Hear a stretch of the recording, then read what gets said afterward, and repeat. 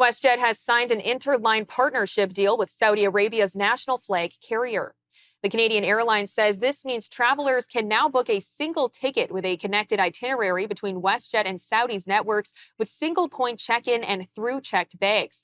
It includes single connection access to Jeddah via Toronto, as well as access to both Jeddah and Riyadh from London and Paris.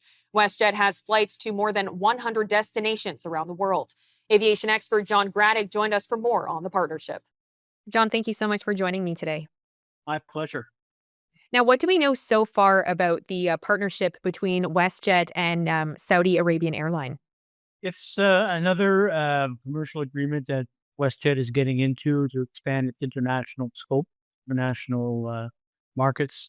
Traditionally, if you wanted to fly WestJet and you wanted to get to Middle East on a carrier such as Saudi, you'd have to fly to an intermediate point such as Toronto, London, or Paris, get a new boarding pass, check your bags in one more time, and then get to your destination, whether it's Jeddah or Riyadh or wherever it is in Saudi Arabia. Now with this one, basically you check in wherever you are on the WestJet network. You could check in Vancouver, you can check in Edmonton, you'd fly to Calgary, and then from Calgary you'd fly to London or to Paris, and then get on a flight from Saudi without having to worry about boarding passes, seat selection, check baggage, any of that stuff. It's all done when you check in at Edmonton or in Vancouver. And the same thing happens with their flights out of Toronto, with Southeast flights out of Toronto, Calgary, Toronto. WestJet's got a significant amount of frequencies. So same deal happens if you want to fly from Western Canadian operations out of Western Canada with WestJet, and fly to Toronto, either London or Paris, and get a single transaction. And other than making, sorry to interrupt, but other than making travel a little bit easier, how will this benefit WestJet and Canadian travelers? Well, it's a more competitive product Right. than what Air Canada has. Air Canada's product, of course, they have Dubai nonstops that get them in Dubai. Air Canada doesn't yet serve Saudi.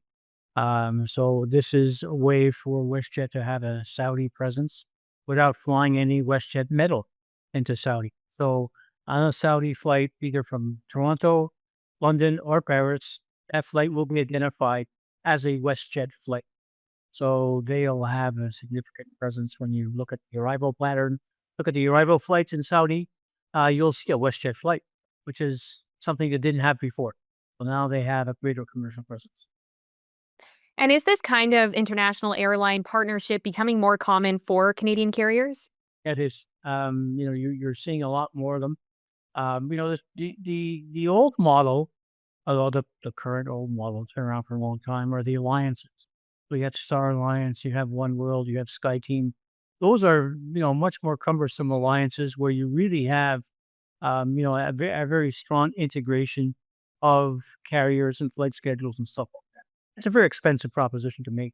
This is a poor man's alliance, and that it's basically just focusing in on two carriers rather than multiple carriers. So there's still room to negotiate. Does WestJet's frequent flyer program merge with Saudia's frequent flyer program?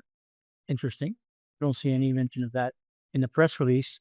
That would be an interesting area for expansion. In an alliance, there would be an integrated alliance program, but now with this one, that doesn't seem to be there. It's simply a commercial agreement to allow for one-stop baggage check-in and seat selection. Well, John, thank you so much for the time today. My pleasure, Theresa. Have a great day. Take care.